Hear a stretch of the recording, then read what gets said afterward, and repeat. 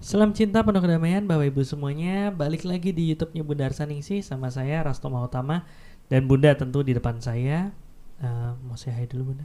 Nanti aja ya. Oke. Kita hari ini akan lanjutin pembahasan episode lalu, live lalu, mengenai Misteri Healing. Dan ini ada di sesi 2-nya.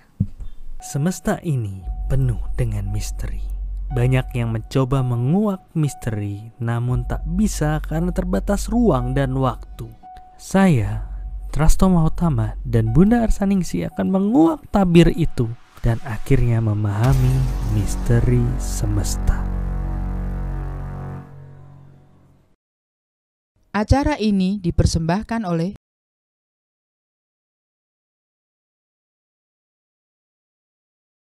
Oke, ya. Kita balik lagi nih. Grogi ya. udah berapa lama kita nggak live nih? Ya, kita ucapin selamat malam Bapak selamat Ibu malam. semuanya. Dan terima kasih permaklumannya karena beberapa hal yang membuat kita nggak bisa live ya. Betul sekali. Bukan berarti kita tidak update atau tidak berkarya terus, tapi karena satu kondisi di mana ada sesuatu yang lebih difokuskan, sehingga hari ini kita bisa live bersama. Mudah-mudahan ke depannya bisa terus live. Iya. Ya, kita lanjut dengan ucapan terima kasih dulu kepada semua donatur ke Yayasan Cahaya Cinta Kasih, karena ya ini bisa terselenggara dengan adanya donasi dari teman-teman yang sudah donasi ke Yayasan Cahaya Cinta Kasih. Dan kami sangat bersyukur mendapat kesempatan untuk berbagi tentunya dari apa yang sudah Bapak Ibu donasikan. Kita wujudkan dalam proses pembelajaran di YouTube ini yang terbuka untuk umum. Dan biarlah segala sesuatu yang sudah Bapak Ibu upayakan berbagi ini akan benar-benar memberikan kebaikan kepada Bapak Ibu semua, ya, tidak hanya pada para donatur tapi juga bagi mereka yang mendapatkan channel ini atau bertumbuh belajar bersama melalui channel Bunda Arsaningsih. Oke. Dan katanya dari tim udah bisa nih ngeliatin videonya. Kita tonton ulang ya. Kalau memang mau healing nggak harus pergi ke tempat-tempat yang jauh, yang bikin kantong kering. Saya kan healing, saya pergi ke satu tempat yang nyaman segala macam, membuat saya lebih bahagia, dan itu adalah proses saya untuk menyembuhkan diri saya. Kita merasa kita bebas dari tekanan mental gitu. Kalau nggak ngerti berarti kan nggak bisa ngasih treatment yang tepat. Dengan proses healing ini ya kenali jati diri kita, pasti yang bermasalah pada tubuh kita, 5 dimensi tubuh kita ini. Sehingga disitulah kita dapat menemukan solusi apa yang harus diselesaikan. Oke. Ya, ini kan tadi udah diomongin ya, bahwa gimana sih dengan kita menjaga 5 dimensi tubuh kita itu kita bisa menjaga kualitas kesehatan kita, sehingga proses healing itu terjadi bahkan sebelum sakit.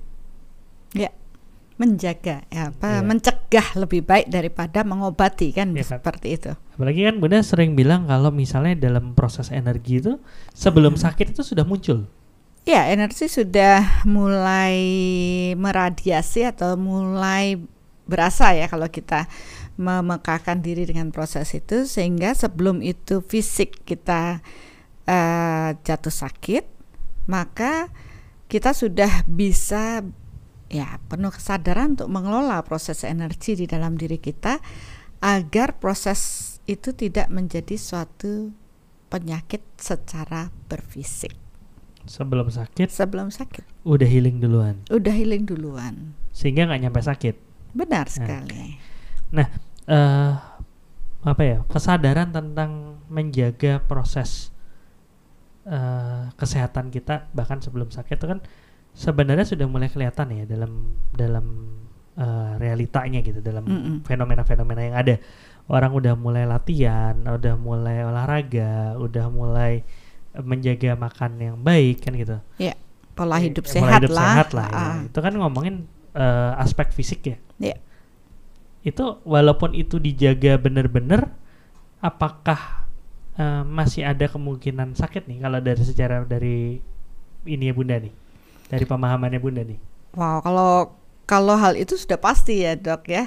Jadi tidak hanya kita menjaga tubuh fisik aja, banyak orang yang mengatakan, wah dia kelihatannya sehat banget kok tiba-tiba kena serangan jantung mendadak, meninggal, dan atau mungkin rasanya saya sudah dietnya ketat, tidak makan ini itu, kok saya masih terjangkit penyakit. Ya itu banyak sekali. Nah kalau kita amati dari proses perjalanan sakit, nah kalau saya pikir kalau Dokter Asto kan pasti ahlinya nih, karena dokter ya selalu di sisi fisik itu pasti lebih paham dong daripada saya yang tidak pernah belajar ilmu kedokteran. Tapi baru mau bilang nggak ngasih tahu duluan kan bisa belajar ya gitu ya. Ya, tapi di sisi lain bahwa manusia itu juga mempunyai tubuh energi. Jangan lupa itu, sering manusia hanya berorientasi pada tubuh fisik sehingga melihat kondisi sakit setelah fisiknya benar-benar terpuruk. Padahal kalau kita mau memperluas realita kita bahwa manusia itu harusnya bersyukur karena mereka mempunyai 5 dimensi tubuh ya. Jadi 5 bagian dari proses tubuh ini yang harus kita kelola dengan baik sehingga tentu kesehatan juga akan menjadi optimal ya, tidak hanya fisiknya doang. Banyak orang menjaga fisiknya sehat tapi mereka lupa dengan bagaimana pola kesehatan mental, emosional ya, kemudian bagaimana dengan kondisi dimensi spiritualnya, kemudian bagaimana dengan dimensi prananya. Karena ternyata ya dikatakan sehat apabila 5 dimensi tubuh ini selaras dan harmonis di dalam diri kita. Oke. Soalnya kan ya ini baru obrolan tadi pagi atau siang gitu ya sama salah satu teman, dia bilang iya keluargaku tuh benar-benar menjaga kesehatan, olahraga terus segala macam.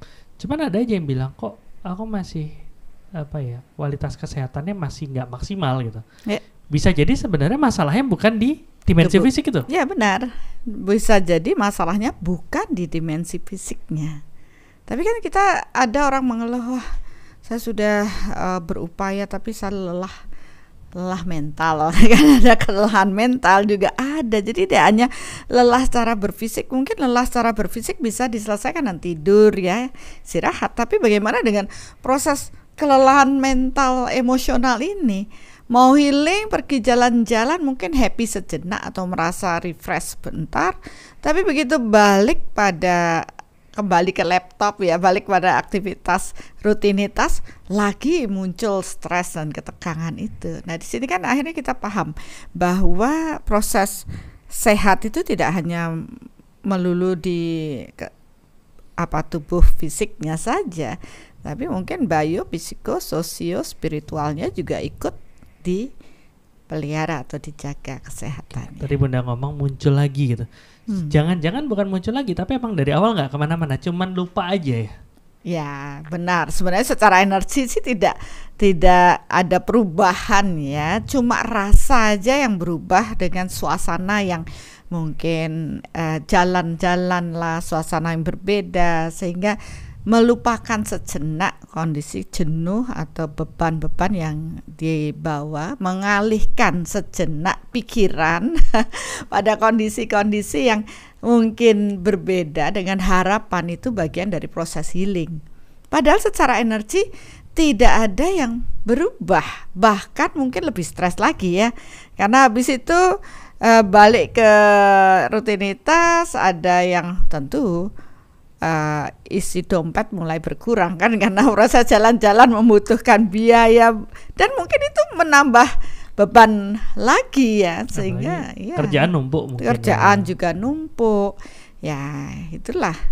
Makanya kan karena sekarang lagi booming nih, healing jalan-jalan ya, keliling pergi. Oke lah Bali, semua ke Bali untuk healing, apalagi setelah pandemi.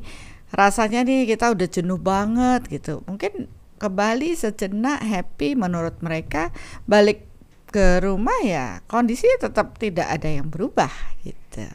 Makanya kita perlu memahami ya bagaimana menjaga proses kesehatan itu, bahwa tidak cukup hanya fokus di tubuh fisik, karena kita juga harus menjaga keselarasan 4 tubuh energi lainnya.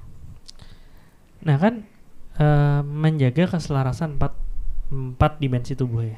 Nah ini sebenarnya lucu sih dengan Bunda bilang dimensi tubuh gitu, karena ada beberapa pemahaman itu bilang itu lapisan gitu.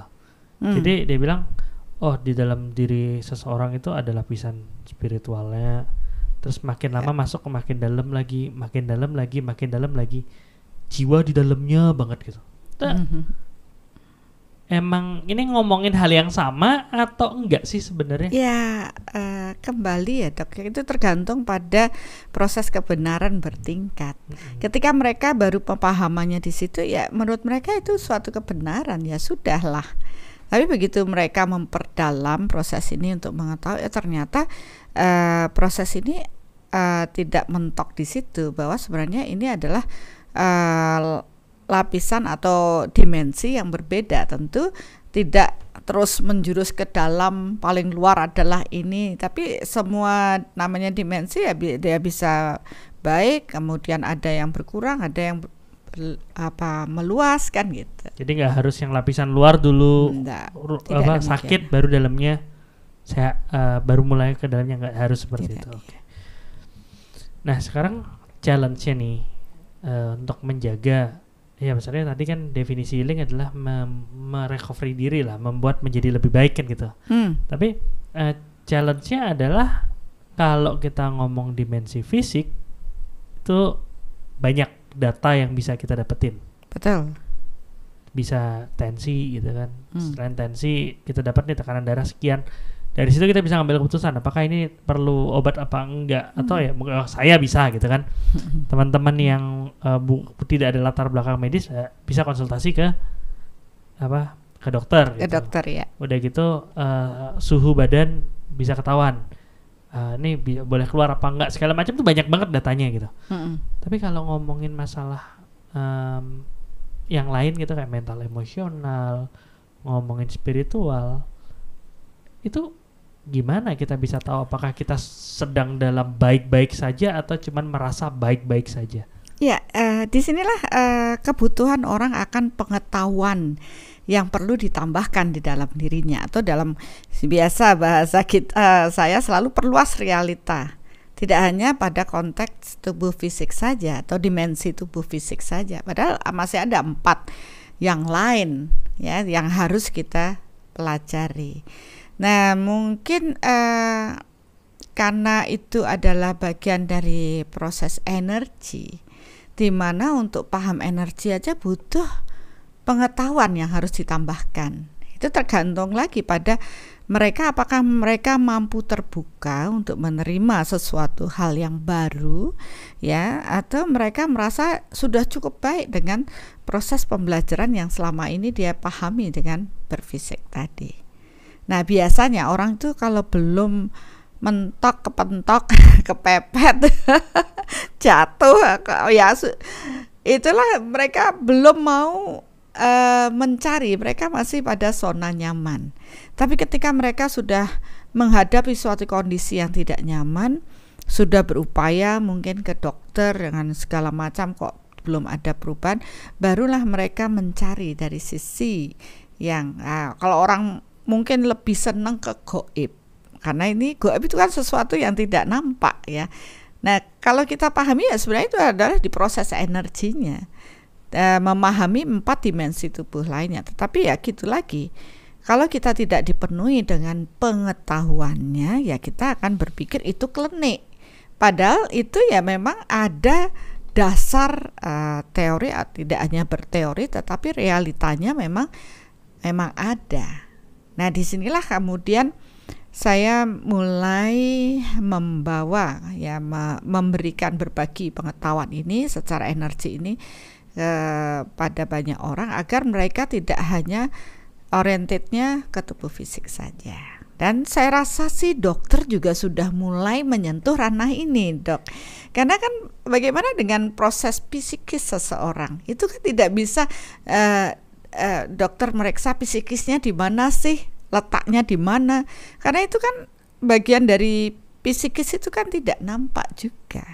Ya, kalau di kedokteran kan pendekatannya ya dengan proses komunikasi segala macam, ya, sambil benar. dilihat bagaimana behaviornya, Ya. bagaimana seperti itu. Ya, Atau itu mungkin ke tidak cocokan kimia di otaknya kan seperti itu. Ya, itu ada dampak yang akhirnya berdampak di tubuh fisik, ya kan? Tapi sumber utama proses perubahan pada dampak yang di fisik itu kan sebenarnya psikis.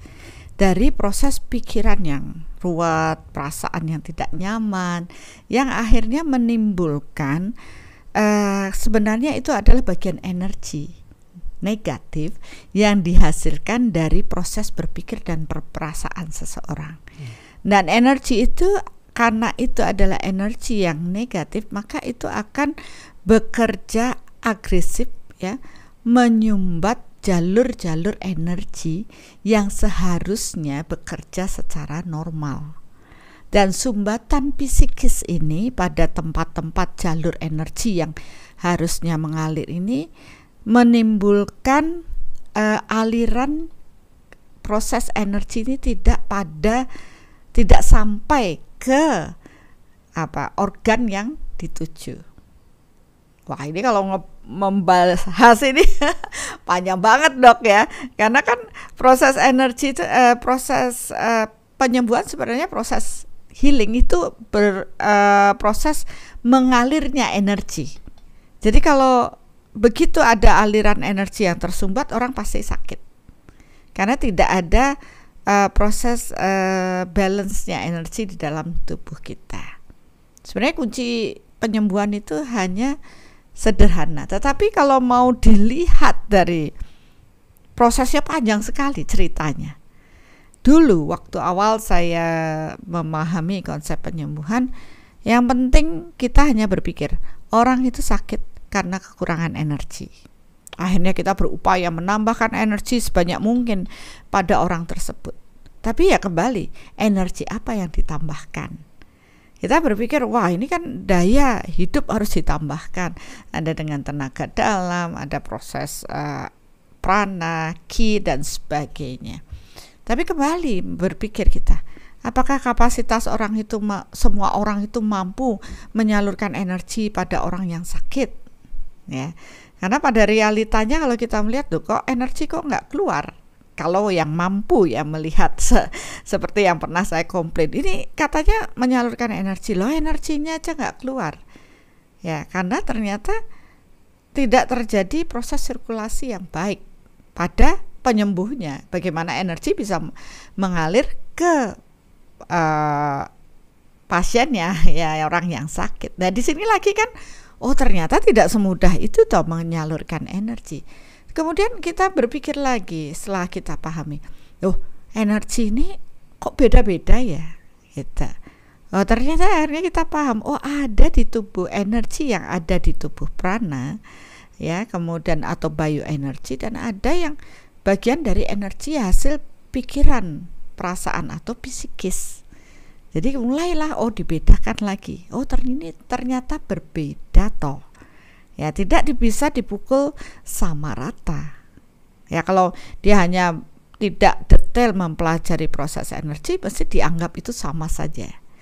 Kemudian sudah mulai dibagi lagi dengan kondisi hasil pikiran, perasaan dengan psikis.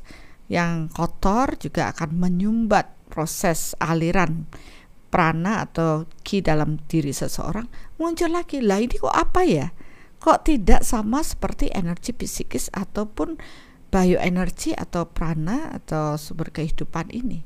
Oh ternyata ini adalah kapasitas energi lain yang tersimpan di dalam tubuh energi ini sebelum proses kelahiran. Nah kan mulai lagi membingungkan. Nah ternyata kan bawaan atau rekaman tubuh energi itu nano-nano macam-macam gitu.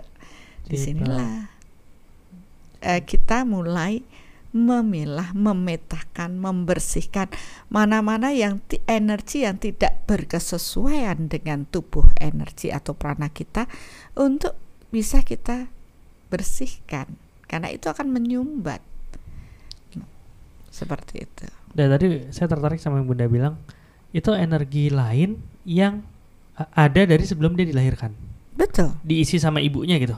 Ya kan, maksudnya ibu masih dalam satu orang jiwa belum lahir kan, masih di rahim kan. Jadi pada saat itu terjadi sesuatu itu atau gimana? Ya jelas ya, kalau itu juga benar sih, ada benernya. Sama seperti ketika saya ngajari soul parenting ya, karena itu penting, bagian penting. Ketika ibu dan janin berada dalam satu tubuh energi, ini kan tubuh fisiknya sama nih, karena di dalam kandungan ibu. Begitu juga tubuh energinya juga berada dalam satu tubuh, karena janin ini masih berada di dalam tubuh energi ibunya.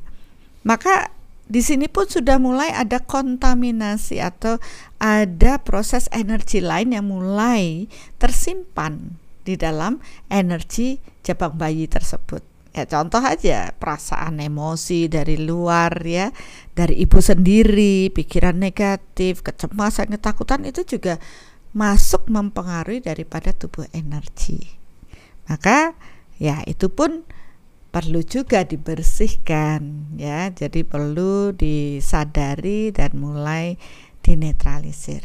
Tapi di balik itu ada lagi yang memang sangat dahsyat yang mungkin tidak banyak orang pahami, bahwa ternyata pada proses kelahiran kita janin ya pada usia cukup bulan atau mungkin prematur, dia sudah diisi ya, jadi janin ini sudah diisi dengan proses cahaya jiwa yang memasuki tubuh.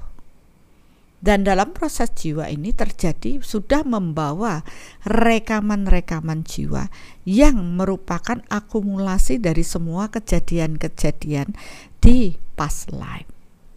Nah, inilah yang kemudian bersatu dengan tubuh fisik. Rekaman jiwa dan tubuh fisik ini bertumbuh di luar ya.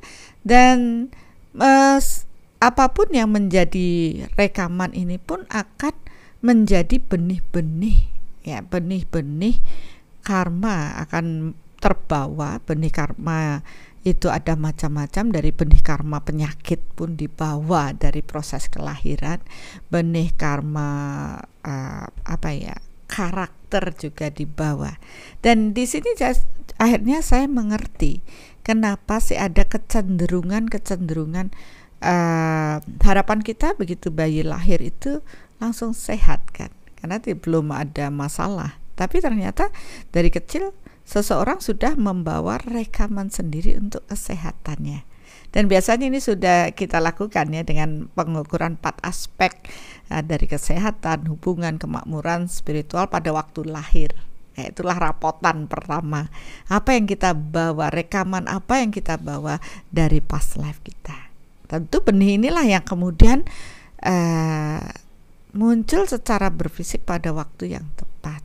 Jadi kita akan melihat misalkan ada kejadian ya, namanya juga masih anak-anak gitu ya.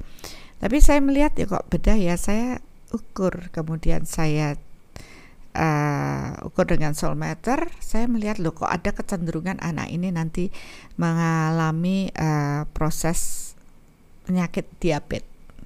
Padahal itu masih anak-anak kan belum muncul kelihatan gitu ya.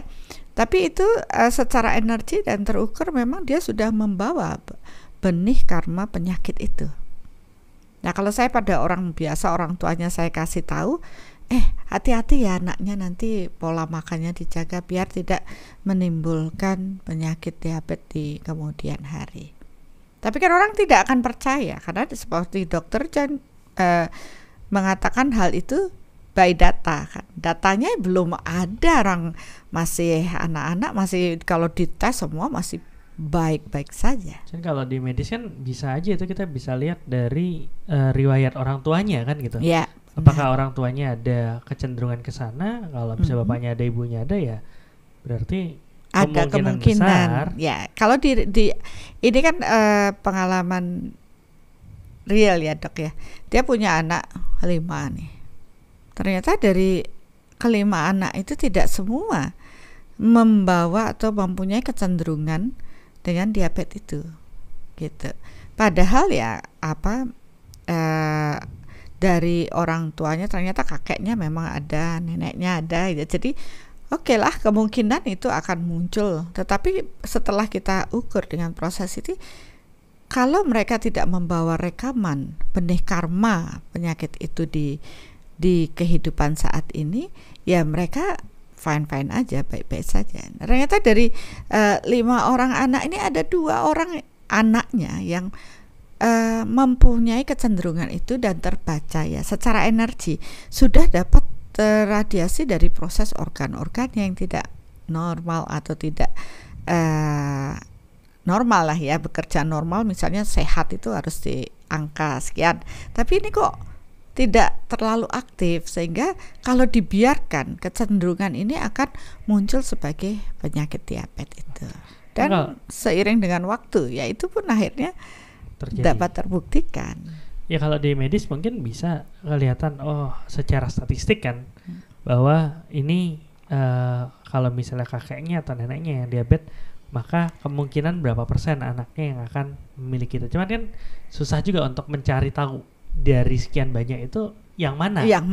Ya itu menurut saya ya luar biasanya ya di energi, karena dengan proses energi yang terradiasi, menurut penelitian pun dari proses DNA itu adalah bagian daripada kode-kode yang radiasi daripada proses apa yang dibawa dalam diri seseorang. Dan kenapa kita bisa mengetahui hal itu? Karena ya kita mengukur radiasi daripada DNA mereka, kecenderungannya. Ternyata itu sudah bisa terdeteksi atau terukur sebelum itu mewujud sebagai suatu penyakit. Di sinilah kita paham bahwa setiap orang itu sudah membawa benih karma penyakit tertentu yang sebenarnya bagian dari rekaman di past life. Dan kondisi tersebut akan muncul sebagai suatu penyakit ketika kondisi kita, alam, lingkungan secara berfisik ini memungkinkan hal itu mewujud. Misalkan seperti yang saya bilang tadi, kalau dia dari kecil sudah paham nih bahwa anak itu ada kecenderungan dengan penyakit diabetes, tentu kalau dibiarkan ya mungkin seperti ini ya mewujud ya. Tapi kalau dari awal dia sudah diajarkan pola makan yang sehat, tidak berlebih dengan proses karbohidrat atau gula atau apa ya sesuai dengan medisnya, maka benih karma buruk itu tidak muncul karena ada kesadaran dalam proses pengelolaannya. Seperti juga penyakit kanker. Ya itu sebenarnya dari awal itu bisa terukur apakah seseorang ini sudah membawa DNA untuk proses tersebut.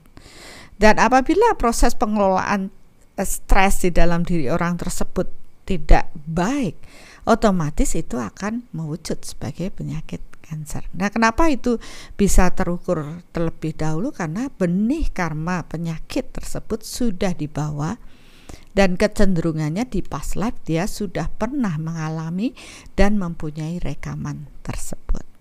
Nah, kalau kita tidak aware dengan proses ini, maka ya kita siap menerima hal tersebut. Tapi saya melihat ketika orang mulai mempunyai kesadaran dan dia punya power yang cukup untuk membersihkan benih-benih karma tersebut, ya seperti DNA itu bisa on off. Ya, oke, ini ada karma, benih karma diabetes seperti tadi. Kalau kita punya power yang cukup, maka kita bisa membuat kondisi DNA tersebut dalam kondisi off. Asal tidak memperkuat dengan hal-hal negatif, ya di off kan dengan proses energi dan kemudian dia mengelola agar proses yang memicu munculnya penyakit itu tidak menguat dan akhirnya DNA atau kecenderungan itu menjadi mewujud secara berfisik. Nah, inilah yang kita lakukan ya, dengan mengenal diri kita. Ini kan bagian mengenal jati diri sebenarnya. Kita tahu apa yang kita bawa dari proses kelahiran kita, kecenderungan apa, bagaimana organ saya bagaimana kemudian kita mengupayakan untuk membuat organ-organ tersebut menjadi sehat. Dan saya melihat ketika seseorang mampu menjaga kondisi dirinya bahagia 10 nih, kecenderungan negatif dari proses rekaman karma buruk, benih karma penyakit yang buruk itu tidak muncul dalam diri orang tersebut, dan mereka merasakan, oh saya sehat ya. Walaupun kalau kita ukur ya benih-benih itu ada, tapi dengan sendirinya ketika bahagia dan terus teraliri dengan energi Tuhan yang luar biasa ini, akan mampu meng-off-kan benih karma negatif tadi, sehingga ya orang tersebut cenderung menjadi lebih sehat. Nah, ini sebenarnya inti daripada proses penyembuhan. Oke. Boleh agak mundur dikit. Saya kepanjangan ya? Kemajuan. Enggak sih, cuman biar apa maksudnya ada satu hal aja yang menarik buat saya. Boleh.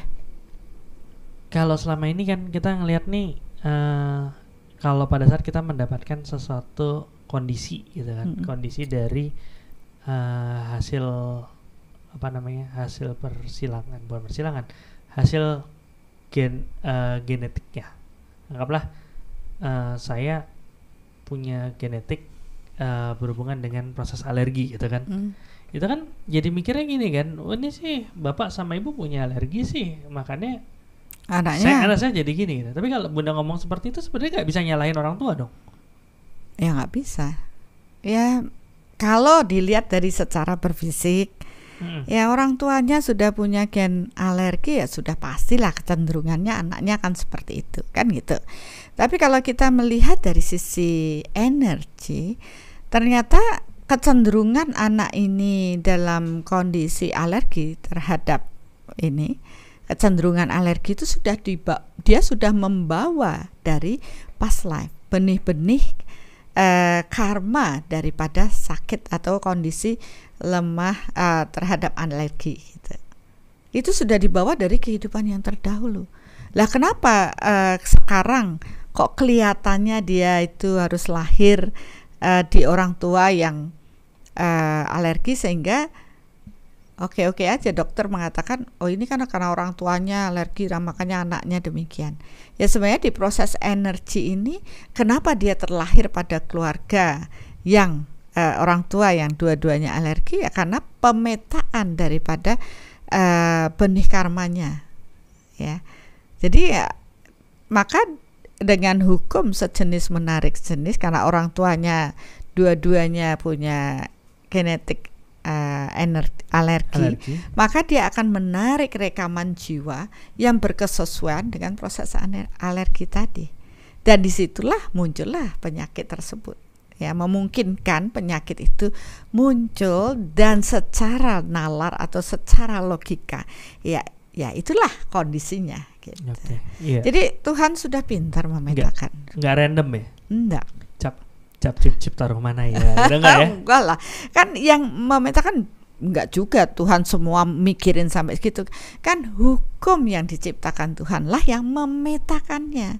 Jadi bukan masalah seizin Tuhan semua begini. Lah bukan masalah itu ya, bagaimana kita menciptakan hidup kita ya tergantung dari diri kita. Kalau dikit-dikit seizin Tuhan, kasihan Tuhan ngasih izin atau enggak, sama banyak orang yang terus meminta izin. Ya kan hidup kamu ya adalah apa yang kamu ciptakan. Ciptain sendiri dari buah pikiran sendiri. Seperti itu sebenarnya. Coba orang banyak yang tidak mampu berpikiran sampai ke sana. Dia berpikir bahwa oh Tuhan itu menciptakan satu persatu, kemudian ngasih izin begini begitu. Ya bukan seperti itu.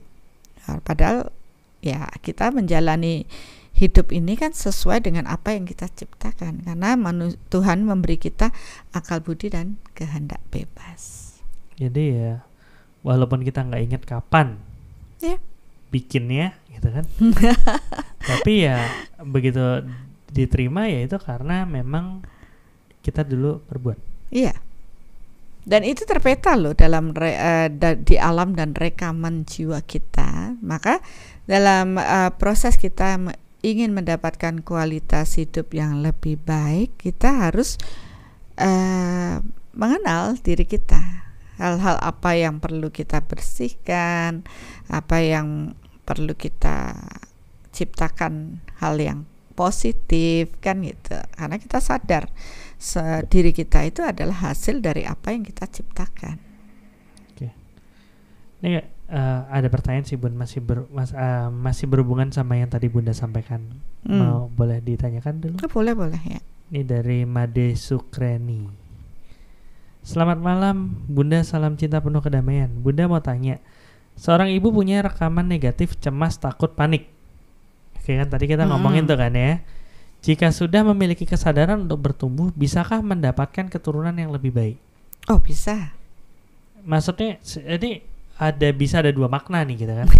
Yang satu itu adalah pada kondisi A, dia ada cemas, takut, panik segala macam.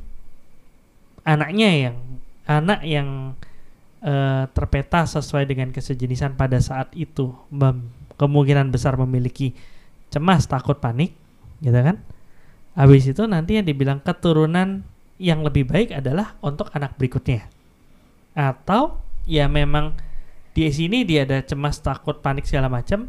Begitu si ibu ini bisa menyelesaikan, bertumbuh dan menyelesaikannya, si anak otomatis ikut berubah juga. Itu yang mana? Ya, Dokter Asus sudah jawab itu. Itu pertanyaan nih. Makanya jangan dijawab. Jawab sendiri. Itu ada dua yang mana ya? Ya, makanya itu dua-duanya jawabannya. Mau maksudnya dua-duanya? Ya, makanya kan saya kalau bertanya apakah bisa mendapatkan keturunan yang lebih baik? Oh bisa, ya. Kemudian, nah kan bagaimana? Gitu kan kita harus ini kan tidak hanya sekedar ya dan tidak jawabannya, tapi bagaimana kita benar-benar memahami konteks ini. Nah, seorang ibu yang cemas, ya istilahnya punya kecenderungan ya kondisi yang cemas, karena tadi saya berbicara mengenai soul parenting. Dari seorang ibu pencemas, otomatis anak yang akan dilahirkan akan sesuai dengan rekaman sang ibu, penuh dengan kecemasan. Itu dalam kondisi normali tanpa ada intervensi atau ada perubahan pada diri. Tetapi itu akan berubah, ya, akan mendapatkan anak dengan kualitas yang lebih baik apabila dalam kondisi ibu mampu membebaskan diri dari proses kecemasan, ketakutan selama proses kehamilan. Nah, ini yang saya lakukan dalam ketika saya mengajar Yopita maternal ya di seluruh Indonesia. Dan itu cukup banyak loh, 25.000 ibu hamil seluruh Indonesia waktu itu. Dan ya memang terjadi perubahan bahwa anak-anak yang dilahirkan ketika ada kesadaran sang ibu untuk mengubah karakternya, ya, memahami dan menyiapkan diri dengan karakter yang lebih baik pada saat kehamilan, maka rekaman karakter baik ini pun akan terbawa, memetakan kondisi jiwa daripada bayi-bayi yang mau lahir ya, untuk proses reinkarnasi ini, terlahir ini adalah yang berkesesuaian dengan kondisi perasaan mental ibu pada saat hamil. Kan hukumnya sejenis menarik sejenis. Nah, kalau ibunya pada waktu hamil mempunyai kesadaran yang baik, damai, bahagia, maka kualitas jiwa anak-anak yang demikian yang akan ketarik, berkesesuaian. Tapi kalau pada waktu ibunya hamil menolak, marah-marah, cemas, maka hal itu pun akan menarik jiwa yang berkesesuaian juga hadir di sana. Ya, jadi kalau ditanya bisa, bisa, tergantung upaya dari ibu. Nah, kalau kita sudah paham, kenapa enggak kita mengubah diri kita agar kita menarik jiwa-jiwa yang baik, sehingga itu juga tidak akan menyusahkan hidup kita. Jadi dari awal itu sudah ada seleksi kan gitu. Itu dokter. Jadi itu bisa dibilang keluarga berencana ya. Oh iya, benar-benar direncanakan. Anaknya akan seperti apa gitu. Tapi kan sudah buktiin kan. Iya sih. Iya sih. Oke. Nah, balik lagi kan tadi udah dijawab ya. Sekarang ini kan tadi balik ke statement Bunda tadi. Semua hal itu menempel di dalam diri kita. Yeah. Baik itu energi berpenyakit yang terjadi karena ada organ yang mungkin mendapatkan suplai energi yang kurang. Akhirnya tidak bisa bekerja dengan baik. Yeah. Maka ada energi berpenyakit di situ. Ada energi psikis yang ngeblok jalur energi, menyumbat. Orang-orang yang bilang udah biarin ngeflow aja, itu benar ya? Benar. Tapi ngeflownya bukan ngeflow seenaknya, tapi ngeflow biarkan energinya ngeflow gitu ya. Yeah. Terus itu tadi ada juga energi marah, energi sedih segala macam, sama energi karma itu sendiri. Iya, benih karma penyakit itu tetap ada ya. Jadi maksudnya seperti ini, mungkin ada yang sedikit bingung ya. Ketika di past life seseorang itu mempunyai kecenderungan ya, mungkin saya katakan dia pernah mengalami kakinya terputus atau kakinya pincang atau dia kena polio di past life. Rekaman dari proses tersebut akan terekam pada rekaman jiwa. Ya. Jadi di rekaman jiwa itu ya dia punya kelemahan dalam proses energi di bagian yang menderita sakit. Maka pada saat dia dilahirkan, kecenderungan ini akan tetap dibawa. Dan proses ini pun akan mengakibatkan daerah di mana terjadi permasalahan itu cenderung sulit teraliri energi sehingga tidak berkembang dengan baik. Ada kelemahan di bawah di proses tersebut. Sehingga pada kehidupan berikutnya walaupun dia mempunyai kaki yang normal ya, tidak mengecil, tidak bermasalah karena polio dan sebagainya, tapi dia akan merasa tidak nyaman dengan proses tersebut. Dan setelah kami telusuri, oh ternyata cakranya tidak berkembang dengan baik sejak dia dilahirkan. Nah, cenderungan cakra itu kan aktif. Lah ini kok cakranya di telapak kakinya kurang aktif. Oh ternyata bawaan cakra yang sudah tidak aktif itu dibawa dari proses rekaman jiwa sebelumnya. Nah, itu yang bikin, ini yang pertanyaan saya nih adalah kalau kita ngomongin masalah fisik itu kan gampang ya, kelihatan ya. Ya Pak, ada masalah di mananya itu kelihatan. Dan bersihinnya gampang gitu. Energi ini kan nggak kelihatan. Iya. Gimana kita satu mengidentifikasinya, dua iya, kalau udah ketemu gimana cara healingnya? Ini kan pertanyaan juga diri ini. Saya susah ini bacanya gimana ya?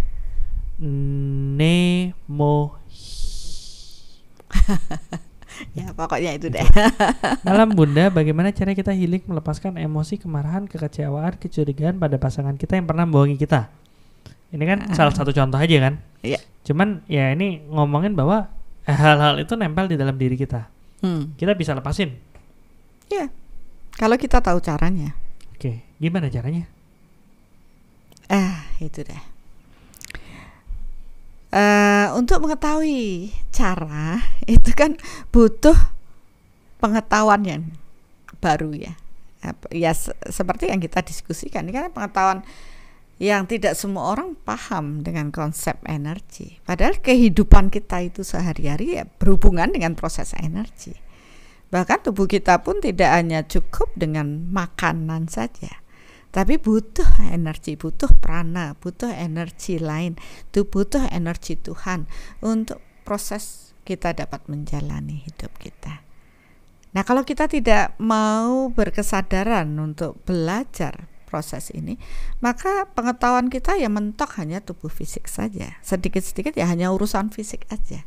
Tentu dia akan kebingungan mencari, kok tidak ada jawaban dari proses masalah yang dia alami. Tapi ketika dia memperluas realitanya seperti ini kan, mulai bertanya, saya punya rasa sakit hati, marah dan sebagainya karena saya dibohongi. Terus gimana nih saya menyelesaikan? Rasanya ini juga akan terbantu ya untuk memaham. Kalau mulai mungkin nonton podcast saya ya, di situ banyak edukasi mengenai proses energi. Belum lagi kalau bisa mengikuti meditasi online, soul reflection, karena itu bagaimana kita ada tuntunan lah untuk melepas kecemasan, ketakutan, mulai menata pikiran untuk positif. Tapi saya rasa juga nggak cukup itu saja, karena ada pengetahuan yang lebih dalam, mungkin bisa diikuti mulai di langkah awal mengenal jati diri dan pembelajaran online lainnya, dan kemudian lanjut ke proses workshop Soul Matter. Karena disitulah sebenarnya inti pembelajaran, bagaimana kita mulai mengenal hukum dululah. Banyak orang tidak paham dengan proses hukum energi ini bekerja. Seperti tadi yang saya singgung, dikit-dikit seizin Tuhan, dikit-dikit seizin Tuhan, minta izin Tuhan. Padahal tidak begitu prosesnya, ya. Padahal semua itu teratur atau bekerja sesuai dengan hukum alam atau hukum energi yang diciptakan Tuhan. Nah, sering kita tidak paham bahwa hukum ini sudah kita lakukan, tapi kita tidak menyadarinya. Jadi ya mulai awal ya, proses pengenalan dengan proses energi biasanya saya berbagi dengan bagaimana hukum energi ini bekerja. Ya, kemudian setelah itu ya tentu merasakan, melihat ya, perlu juga dibuktikan benar nggak energi ini ada. Dan ketika kita sudah sampai di sana, nggak cukup itu, mulai kita melakukan proses membedakan jenis-jenis energi dan mulai melakukan pengukuran dengan energi. Nah, itu loh sebenarnya yang diperlukan, dan akhirnya kita bisa dengan pengukuran, mengenal energi, melakukan pengukuran, akhirnya kita tahu kebenarannya itu bagaimana. Tidak asal percaya begitu saja, karena kita sudah membuktikan sendiri, merasakan sendiri, melihat sendiri, dan mengukur sendiri. Nah, ini yang penting dipahami. Nah, apabila di sana kita sudah paham, tapi ya kembali tergantung pada pribadi tersebut, apakah mereka mau menggunakan proses Soul Matter sebagai lifestyle mereka untuk membuat kualitas hidup kita menjadi lebih baik atau tidak. Oke. Jadi intinya belajar baca data dulu. Iya, karena datanya itu ada di alam kan. Dan untuk bisa baca data, kenalin dulu gimana caranya. Kenalin datanya itu bentuknya kayak gimana gitu ya. Nanti yang dicari file dokumen atau file apa nggak ketemu karena bukan dalam bentuk itu kan itu. Dan proses energi ini adalah proses kita kenalan dengan bahasa untuk membaca datanya. Ntar kalau misalnya nggak pakai data yang tepat, kita mengambil kesimpulan jadi kayak ini nih yang diceritain sama Mbak Sandi. Oh ya? Kalau semua karena Tuhan, kok kayak nyalahin Tuhan ya untuk hal buruk yang terjadi pada diri kita. Ini kan banyak sekali orang yang melakukan hal tersebut. Makanya kalau kita sudah mengenali benar dengan proses hidup, ya kita tidak akan lagi nyalahin Tuhan dengan apa yang terjadi pada diri kita. Nggak usah deh ngomongin itu deh, ngomongin bahagia aja. Ini ada nih sharing satu temen yang dia merasa dirinya udah bahagia gitu, tapi setelah akhirnya belajar ngebaca datanya, baru oh ternyata selama ini tuh belum beneran bahagia gitu. Kita dengerin sama-sama kali ya. Boleh. Nama lengkap saya Gusti Ayu Citrawati, biasa dipanggil Ayu Citra. Saya berasal dari Tabanan dan Pasar Bali. Saat ini saya bekerja di salah satu perusahaan swasta yang bergerak di bidang transportasi barang. Tertarik sampai menemukan Soul Matter itu karena ada kebingungan dalam diri saya. Kebingungan atas banyak hal yang terjadi dalam hidup saya. Berusaha untuk mencari jawaban, namun saya tidak temukan. Dan pada akhirnya secara tidak sengaja saya temukan jawaban itu di salah satu YouTube, dan itu adalah YouTube dari Soul itu sendiri. Jadi saya mencari informasi tentang soul dan mulai menonton video-video sebelumnya yang kebetulan dipandu oleh Bunda Arsaningsih. Jadi itu membulatkan tekad saya untuk semakin mengenal soul dan akhirnya saya menemukannya di sini. Bahagia, karena saya sering mendengar di quote-quote ataupun di buku yang pernah saya baca, di video-video yang berkaitan dengan pencerahan kalbu, saya katakan pencerahan kalbu, dan saya ingat satu quote bahwa hanya ketika kamu bahagia, maka kekuatan Tuhan akan bisa masuk ke dalammu. Jadi saya mencoba dan meniatkan diri saya untuk berbahagia dengan cara saya sendiri. Saya pikir diri saya sudah bahagia selama ini. Bahagia dengan saya bisa tersenyum, bisa menyapa orang dengan gembira, selamat pagi, apa kabar. Saya pikir itu adalah kebahagiaan saya. Dengan tidak merasa sedih. Tapi ternyata setelah di soul, di mana soul sendiri mengajarkan untuk berbahagia 10, dan ketika saya diukur berapa tingkat kebahagiaan saya, dan itu ternyata 1. Jadi saya menyadari selama ini bahwa saya belum bahagia. Yang ada adalah saya pura-pura bahagia. Dan saya baru mengerti ternyata bahagia itu bisa diukur. Dan saya menemukannya di workshop Soulmeter ini. Jadi sangat-sangat merasa bersyukur bahwa ternyata kebahagiaan pun kita bisa mengukurnya. Dan apapun dalam bentuk energi kita juga bisa mengukurnya. Jadi sangat berbahagia bisa menjadi bagian dari USM ini sendiri.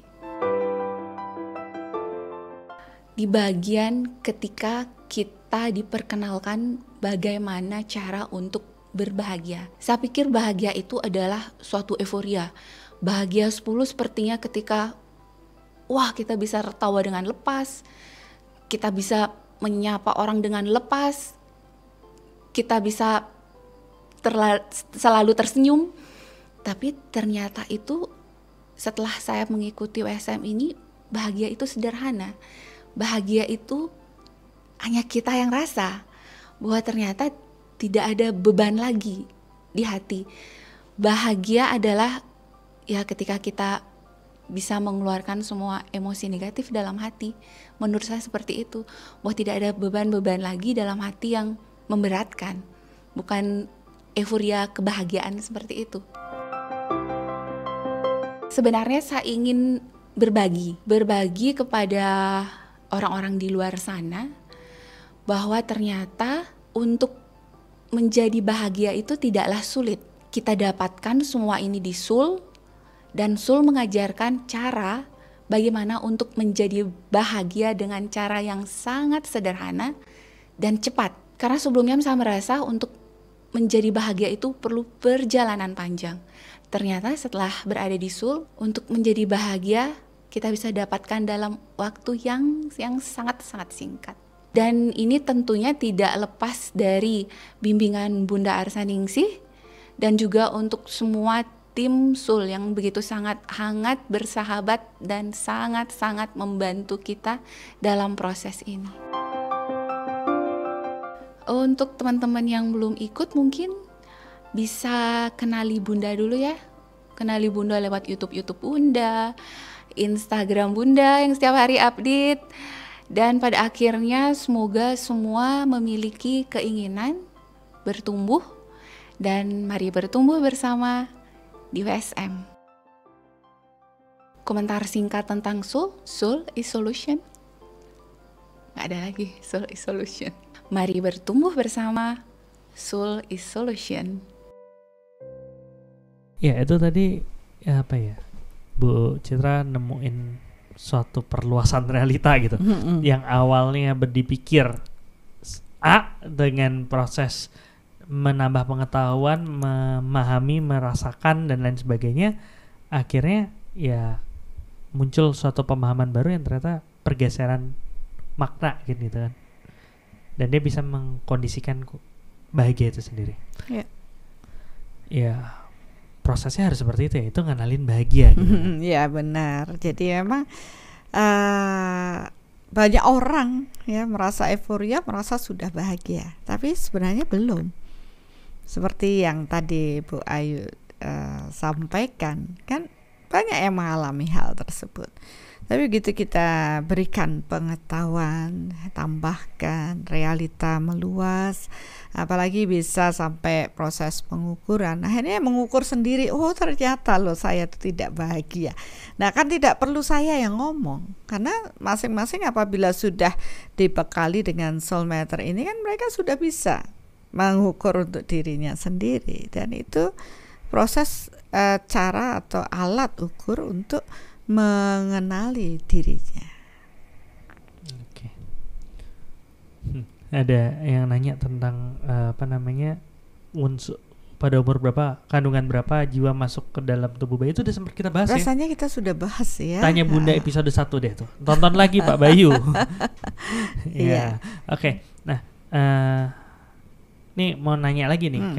Kalau tadi kita udah sepakat bahwa yang memberatkan seseorang hingga terjadi proses sakit adalah adanya energi-energi yang tidak berkesesuaian.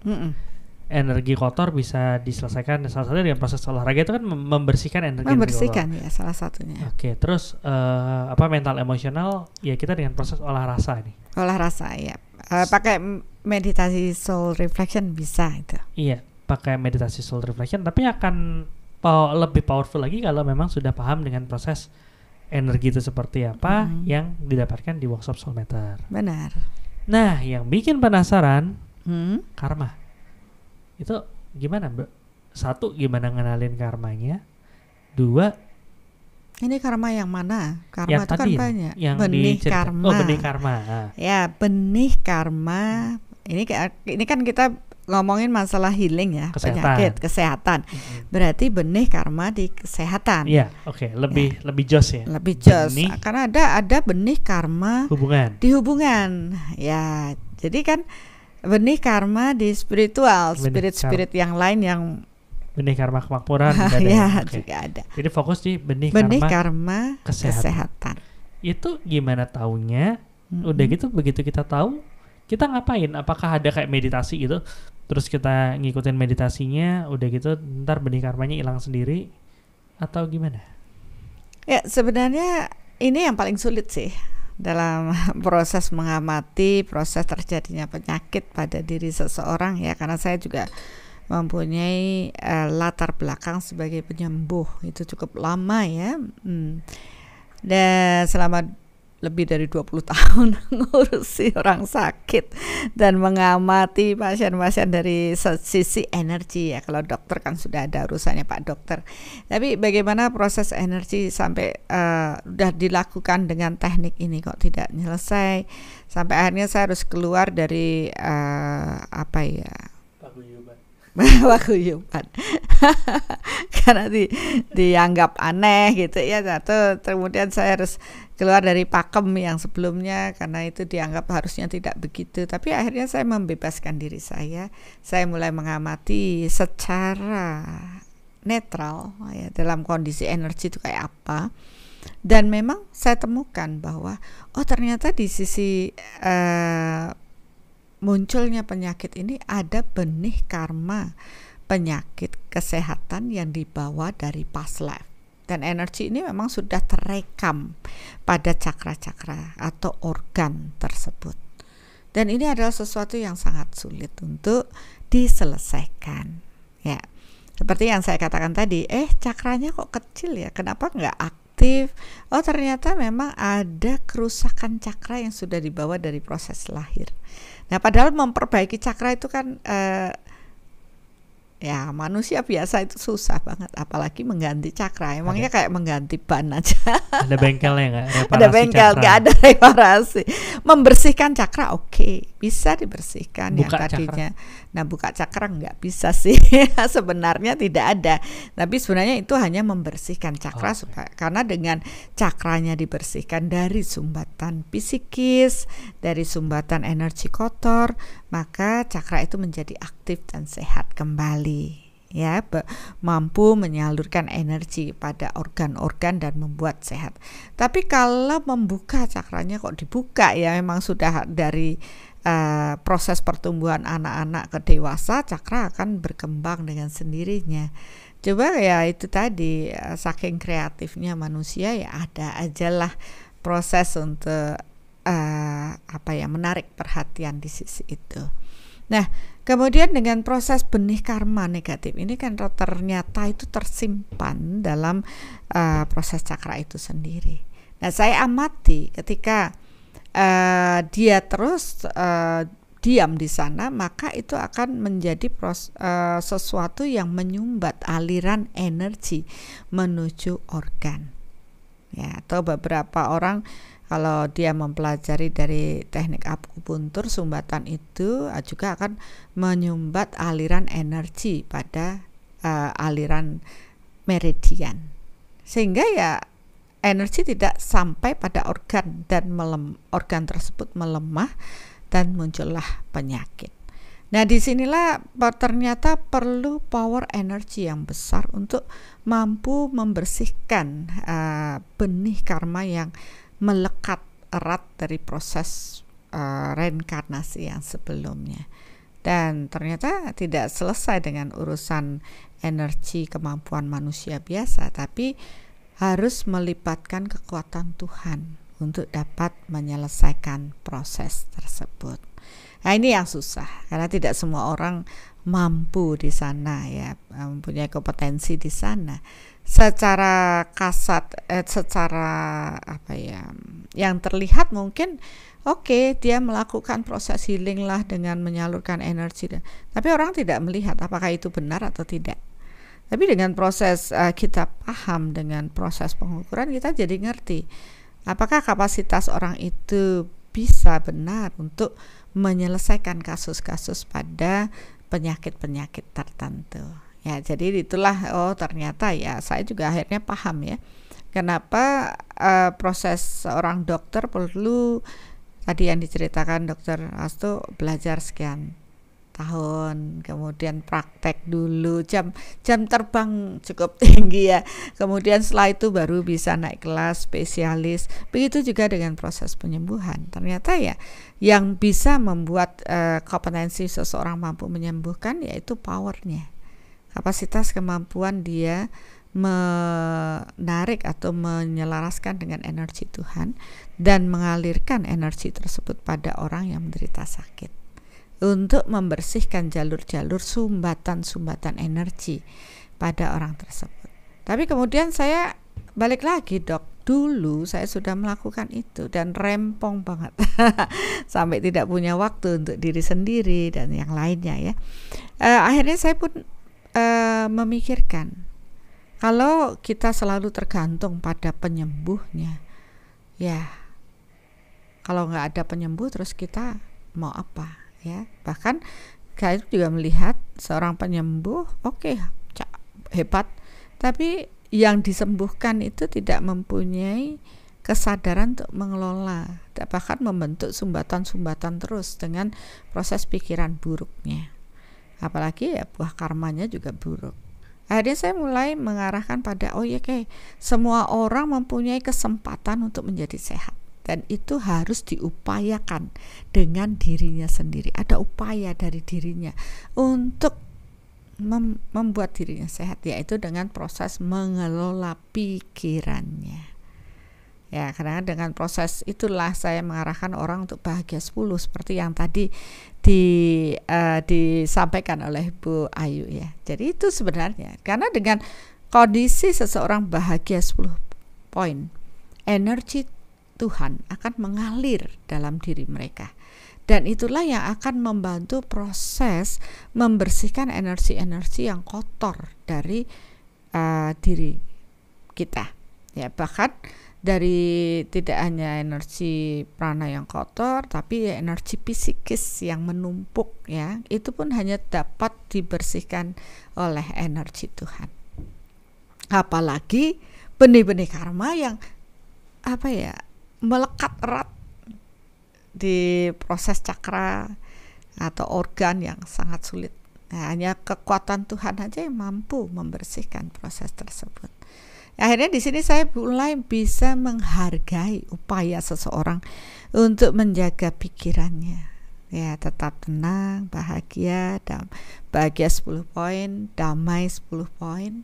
Karena saya melihat proses healing mengalir dengan sangat kuat dalam diri mereka. Dan tidak cuma itu, mereka pun menjadi saluran berkat Tuhan untuk kesehatan di lingkungannya.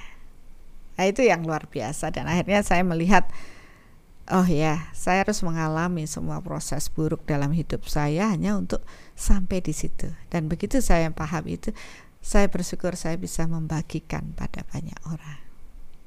Sehingga semua orang menjadi lebih sehat tanpa harus tergantung pada healernya atau saya. Jadi semua orang bisa sehat tanpa harus tergantung pada diri saya. Win-win ya, maksudnya mereka teman yang belajar akhirnya tidak harus tergantung pada sosok tertentu. Bunda pun jadi lebih tenang. Saya dan lebih bisa tenang. lebih saya bisa tidur nyenyak malam hari. Biasanya malam-malam udah mungkin kalau orang tuh 24 jam, saya kalau ada 25 jam ya 25 jam ngurusin pada waktu itu ya. Tapi itu ya dulu saya menjalani itu dengan keikhlasan karena memang tujuan saya untuk membantu banyak orang. Ya, tapi sekarang saya mulai menyadari bahwa oh ya, setiap orang punya benih karmanya sendiri. Karma kesehatan tentu dari apa yang diciptakannya di masa lalu. Kalau dia dulu menanam buruk, pastilah dia sekarang menuai buruk dengan kesehatan. Ya, siapa yang mau disalahkan? Ya dirinya sendiri. Kenapa dulu menyimpan banyak hal buruk dalam dirinya? Ya sekarang ya saya tinggal mengarahkan aja. Ayo, kamu sudah punya karma buruk dengan kesehatan. Ayo perbaiki diri. Bertobatlah. Istilahnya ada upaya memperbaiki diri, kualitas dirinya yang tadinya mungkin lupa untuk proses spiritualnya kita arahkan lagi agar mampu terhubung dengan energi Tuhan. Untuk siapa? Untuk proses penyembuhan dirinya. Ya, kualitas hidup yang lebih baik dari 4 aspek: kesehatan, hubungan, kemakmuran, dan spiritual. Oke. Ini ada pertanyaan menarik nih dari Putus Santi. Izin tanya Bunda, kalau misalnya kondisi kerusakan cakra yang menyebabkan penyakit berfisik, apakah bisa dilakukan pembersihan atau penggantian cakra, maka penyakit berfisiknya otomatis membaik? Ini yang nanya ini Bu Putus Hati nih. Ya,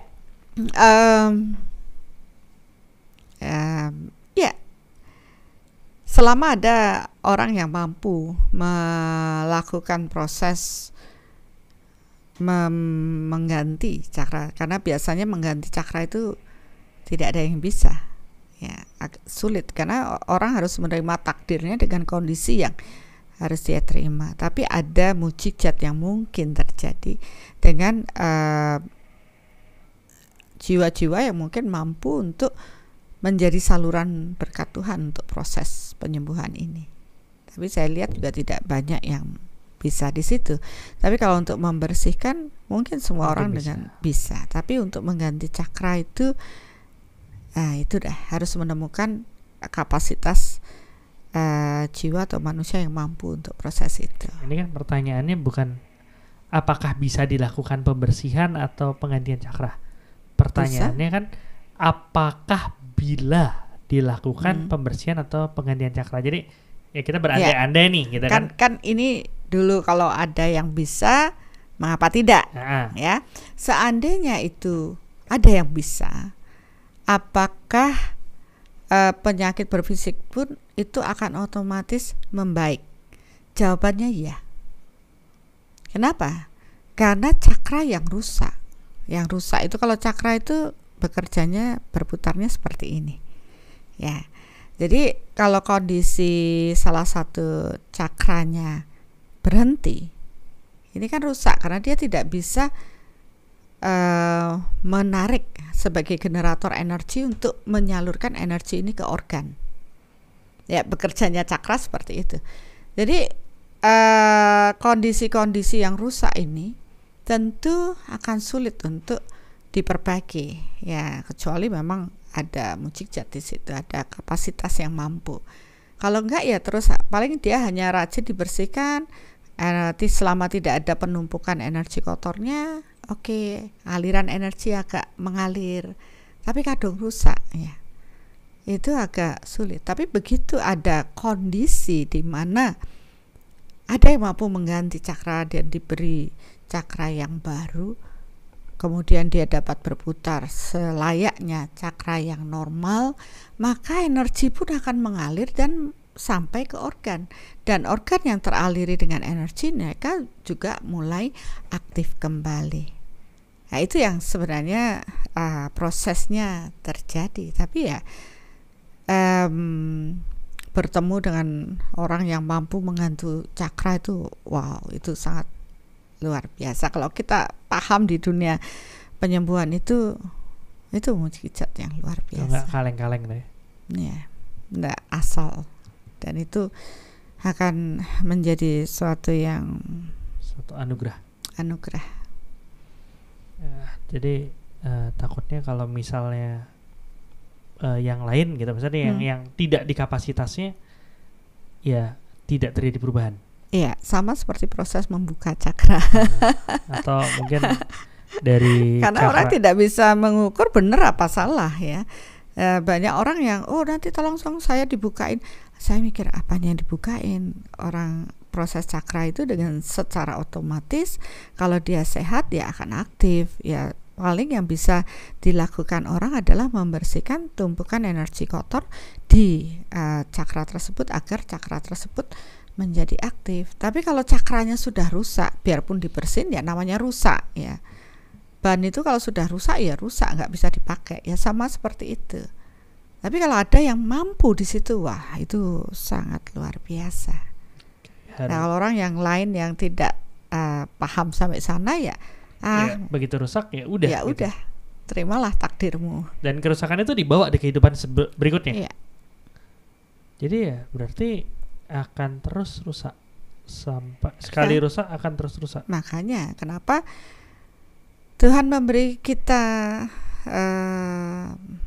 harus menghargai tubuh fisik kita.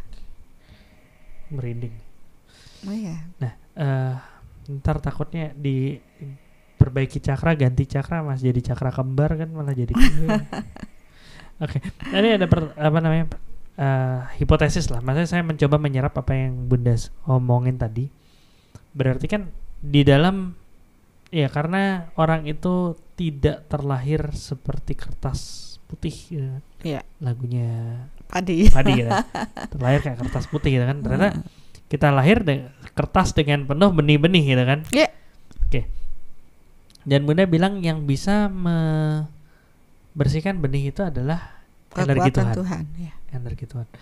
Dan pasti kan perlu dosis yang tepat. Baru itu mulai bisa hilang kan kita. Berarti salah satu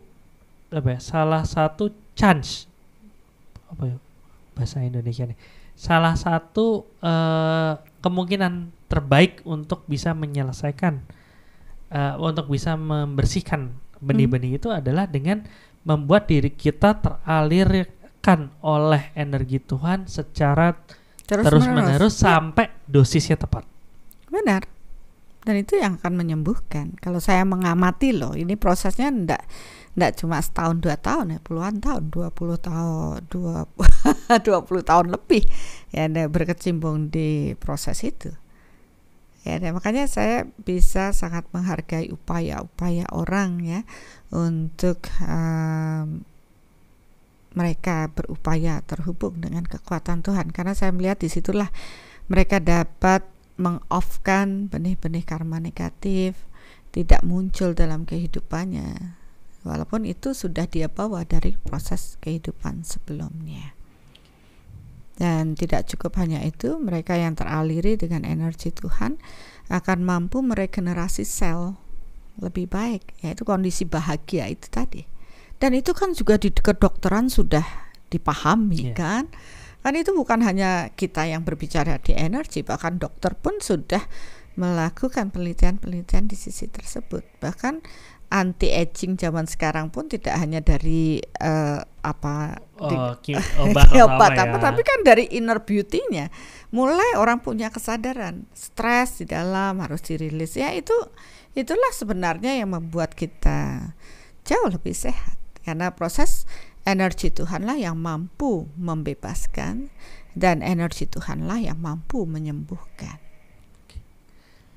Ya, ini kan tadi ada sedikit lagi pertanyaan. Apa sih ciri-ciri yang kita amati kalau misalnya ada kerusakan cakra? Intinya cakra itu kalau tadi koreksi saya Bunda ya. Cakra itu kan kayak pintunya ya, kayak pintu generator energi, tempat keluar masuknya energi yang dibutuhkan oleh tubuh fisik kita. Jadi begitu itu rusak, berarti ya dia nggak bisa masukin energi yang baru, bagus, dan energi bisa kotor tidak energi. bisa. Otomatis di situ akan terjadi blok dan akhirnya organnya pelan-pelan kekurangan energi dan ya lemah jadi. Lemah lama-lama rusak. Kalau misalnya tadi nanya, kalau misalnya dia entah gimana ceritanya, entah apakah benih karma yang awalnya ngeblok tempat itu mendapatkan dosis energi Tuhan yang cukup cinta Tuhan yang cukup, dia bersih, lepas cakranya ngembang lagi, aktif lagi, ya energi mulai masuk ke dalam organ itu, dan proses akhirnya penyembuhan terjadi proses penyembuhan. Betul. Padahal sesimpel itu loh proses penyembuhan, maksudnya nggak pakai ribet dan ini, cuma ya membutuhkan upaya untuk bagaimana caranya sekarang menghadirkan kekuatan Tuhan untuk tidak mampu mengaliri diri kita. Ya kembali ke proses bagaimana kita mengelola pikiran, perasaan dan emosi kita untuk tetap baik. Ya itu tadi dasarnya yang saya bilang simple aja, bahagia 10 deh. Nih ada sih pertanyaan yang pernah disampaikan ke saya. Ya kalau ngomongin energi Tuhan itu kan maha kan, yang paling kan. Masa sih Tuhan nggak bisa nyalurin energinya ke semua orang dan akhirnya semuanya sehat? Ya maunya Tuhan begitu, tapi manusianya nggak mau. Berarti dari sisi manusianya yang dari sisi manusianya, energi Tuhan sudah diberikan pada semua makhluk ciptaannya. Tapi kemudian ya seperti orang lah, kalau dia ingin dapat sinar matahari, pilihannya apa? Keluar dari rumah, dia akan mendapatkan energi matahari yang luar biasa. Tapi kalau dia takut panas lah, saya di emperan aja, ya dia tidak mendapat energi matahari 100%, mungkin hanya 30%, nyiup lah biar gak kepanasan. Nah terus ada lagi, udah ada saya di dalam rumah, ya dia sama sekali gak dapat. Jadi kembali pilihan manusia ini, saya mau menyiapkan ruang di dalam diri saya untuk kekuatan Tuhan memasuki diri saya, atau saya masih zona nyaman lah, saya masih cemas, saya masih manja dengan dirinya, atau bahkan akhirnya dia menuhankan egonya. Ini loh, egonya terus diberi ruang, diberi kesempatan, tapi energi Tuhan jadinya keblok, tidak dapat memasuki dirinya. Ya kalau katanya Mbak Sandi ini zona nyaman yang nggak nyaman. Ada aja. Ya pilihan ya tapi ya. Oke. Ini sepertinya untuk proses hari ini udah kayaknya ada yang menarik. Udah ini coba ini sama seperti kita punya pemikiran yang sama. Apakah nih dari Made Sugianti, apakah kerusakan cakra karena energi negatif bisa terjadi misalnya karena ada black magic? Betul sekali. Karena cakra akan rusak ketika ada pemaksaan energi untuk, ya istilahnya kayak apa ya, kertas ini, selembar kertas, kemudian tiba-tiba ada yang menghantam dengan kekuatan yang cukup besar, ya kertasnya bisa sobek dan rusak. Cakra pun seperti itu, maka lapisan pelindung cakra ini akan rusak dan robek, sehingga fungsi daripada cakra, aktivitas dan perputaran cakra menjadi tidak normal karena ada pemaksaan energi tersebut. Yang biasanya mengalir dengan netral tiba-tiba dikirim atau dapat paket kilat meluncur secepat mungkin, akhirnya merusak daripada cakra tersebut. Ya, itulah. Ya, pokoknya sesuatu yang besar ya, sesuatu yang besar bisa dari dalam. Ya, dengan bisa marah yang luar biasa dari dalam pun merusak cakranya. Bisa dengan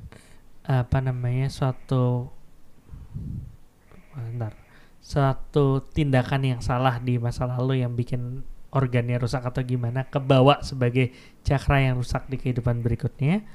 Bisa karena emang adanya suatu energi yang besar yang kasar, yang menyakiti, menghantam ke situ, itu akhirnya rusak gitu ya. Jangan salah juga, ada kondisi yang pernah saya dapat kerusakan cakra karena dia belajar ilmu. Enggak. Oke, enggak, ini loh kepikir saya nggak bisa nahan ketawa. Katanya sastra pamungkas, niatnya menarik energi Tuhan tapi salah ngakses, dapatnya energi hantu. Loh, banyak loh kejadiannya seperti itu, tapi ya demikianlah.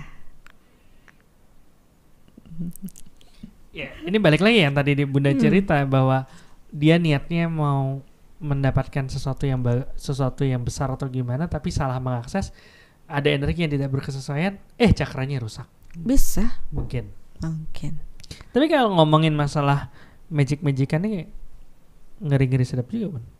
Ini ngomongin masalah black magic, emang ada black magic, green magic, yellow magic? Ya, itu dah.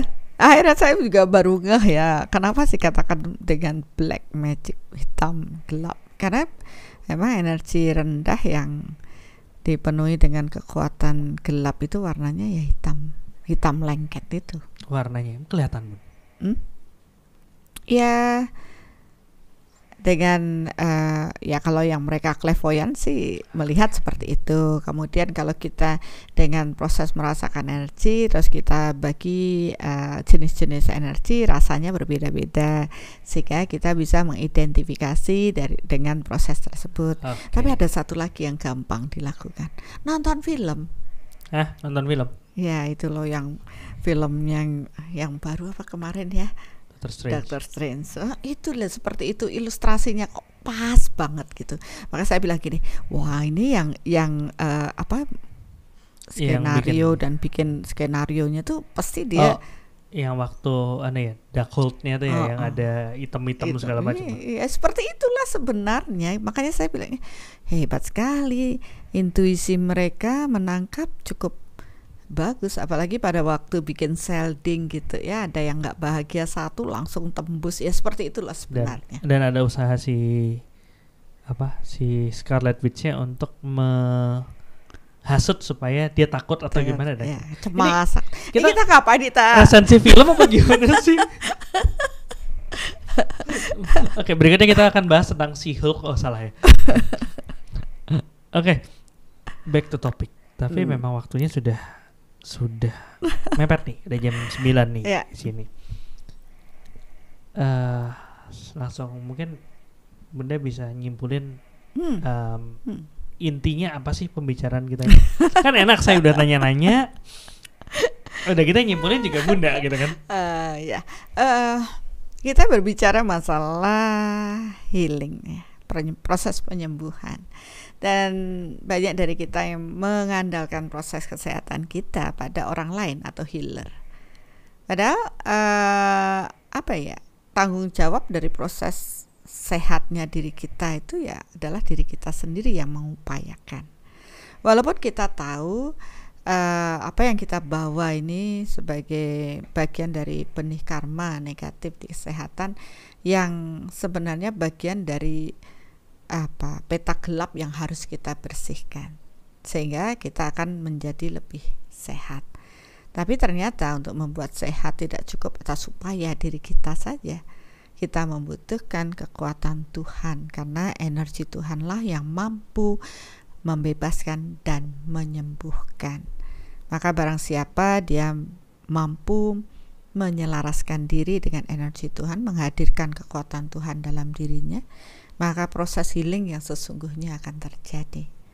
Ya, kita tidak perlu neko-neko, jungkir balik dengan proses healingnya, karena energi Tuhanlah yang akan bekerja. Karena sesungguhnya Tuhanlah yang menciptakan diri kita, maka Tuhan pula yang paham dengan proses mereparasi tubuh kita.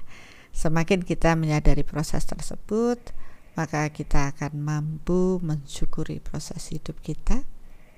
Dan tentu kita nggak mau lepas dari proses keterhubungan diri kita dengan Tuhan. Karena sejatinya semua makhluk ciptaan Tuhan membutuhkan Tuhannya. Oke? Oh, udah, saya masih terbuai gitu kan dengan Memangnya kata-kata. meninabobokan. Oh bukan, karena kalau orang bilang daging semua, bunda sih tadi sumsum semua tuh. Saja. Oke. Ya mungkin itu aja. Terima kasih Bapak Ibu semua. Sekarang giliran saya. Ya, tumben dia mau ngomong giliran Tahu diri. saya. Oke, saya yang mendengarkan sekarang. Iya, saya yang nyontek. Contekannya dong. Oke. Sakit karena karma yang kurakit, ingin bangkit tapi tetap aja terjangkit. Apa karena aliran energi yang dikit-dikit, mungkin macet karena salurannya sempit. Memang bekal dibawa berbeda, tak tertukar karena bukan benda. Sukar terukur kadang bikin takabur, akal sangkal hutang, subur mengakar. Urai satu persatu hingga usai, hati bergejolak perlahan dilerai. Api dalam tengkorak padam, hati tak jadi cerai, jiwa tak terurai. 5 puzzle pada tempat yang tepat, tenang, tak terusik, tak ada hasil.